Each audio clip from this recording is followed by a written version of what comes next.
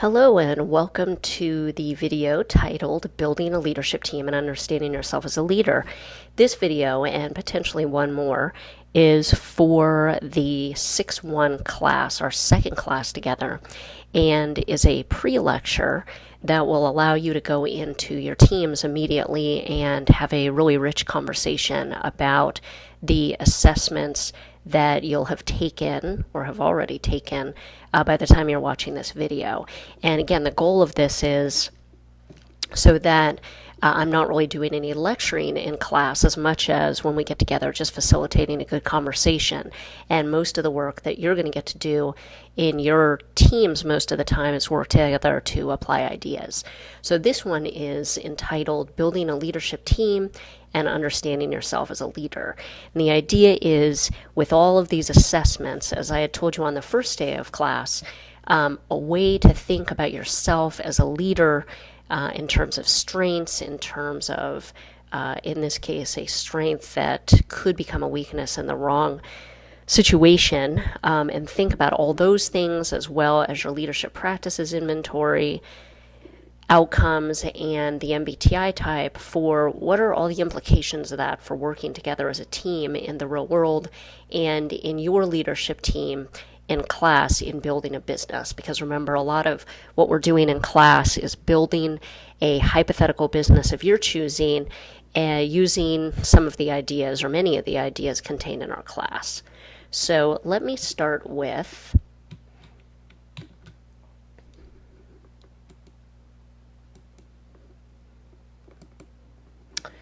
talking about knowing your strengths. So as you know, the Strengths Finder will have given you 5 strengths, top 5 strengths.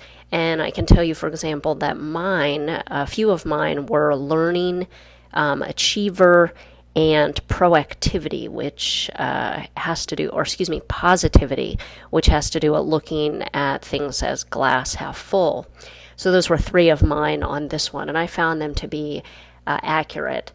The reason that I've got a picture of these 2 guys on the screen is, one, the gentleman on the left is a guy named Marcus Buckingham. He is the, quote, guru on strengths, current guru. His predecessor, who likely influenced him, is the gentleman on the right, Peter Drucker.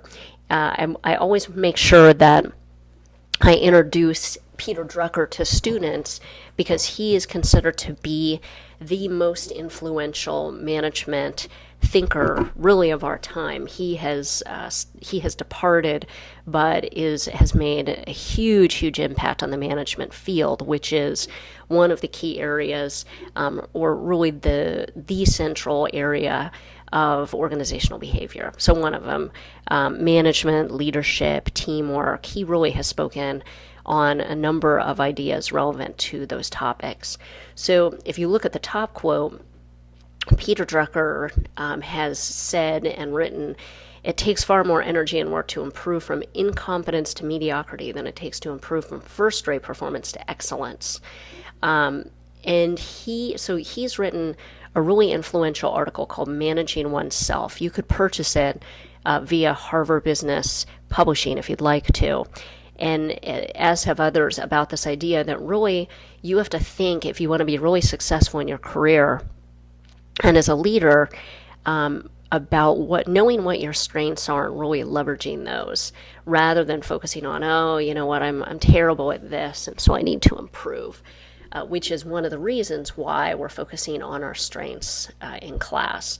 Marcus Buckingham, for one, he wrote a best-selling book on strengths, and has actually written, I want to say, one more subsequent to that also relates to strengths, at least one. And one of the things that he's noted as saying is that you need to examine those activities that make you feel strong if you want to really start to think about what you're truly good at and what you might leverage to become really incredible in your career. Now, to put this into a broader perspective, to give this idea of drawing from strengths versus focusing on your weaknesses, put this into perspective, there are a lot of people that support Drucker's and Buckingham's ideas on strengths.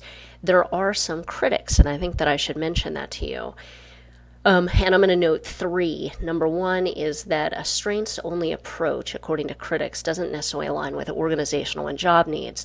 So the idea here is that you could have these strengths, which were identified in the Strengths Finder, but what if those aren't the strengths really needed to excel in your job?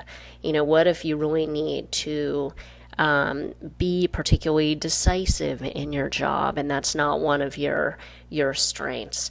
If you really need to be a relationship builder, and that's not one of your strengths. And then you have to think about what the organization needs. Usually organizations have and groom particular type of leaders with certain competencies.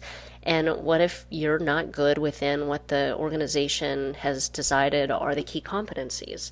So, for one, you've got to think about that and talk about that in your teams. Because for one, you're going to want to align yourself in jobs and with organizations that really do match your strengths. Another weakness per critics of Drucker, Buckingham, and others who focus on strengths is that strengths can become weaknesses. And we're going to talk about that in just a minute.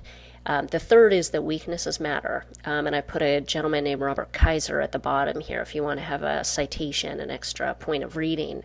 The idea that people often derail from their weaknesses. Why did somebody fall apart or derail in their career? And the answer often is, well, they had a significant weakness. So I want to give you fodder for thinking about what does all this mean to you. What I take away from it is that you really do have to come from a position of strengths, know what those are, and focus a lot of energy on them so you can be truly exceptional. And in addition, align yourself in roles and with organizations that would value your strengths. But you can't be totally blind to the fact that weaknesses do matter. So that there would be my takeaway personally. In terms of thinking about derailment, sorry, I'll go back to this other slide in a minute. This is this idea that over-reliance upon a particular strength, particularly when it no longer warrants that strength or when you overuse it, is one of the key reasons that people derail. And so if you look in the first column over here are 4 strengths. Hard to say, hey, brilliance, that's clearly a strength. Charm, it's clear strength. The second column here notes that what these can bring in terms of initial success. So if you're brilliant, you can be seen as uncommonly bright, clearly can bring you success. If you're charm, you can be capable of warmth and charisma, which can help you bind with other people in the organization. Ambition, it's likely that you're going to do whatever's necessary to achieve success. So all these are clear indicators of outcomes associated with particular strengths. The problem is that these can become fatal flaws. So, for example, if overused, brilliant people can be seen as intimidating or dismissive of other people's work. Charming people can use their charm to manipulate other people. Ambition, people can do that at the expense of other people. They can work everybody into the ground, include themselves. And commitment and sacrifice, they define life in terms of work, and they can expect others to do the same. And as we know, work-life balance is really coming into play for a lot of people in today's workforce.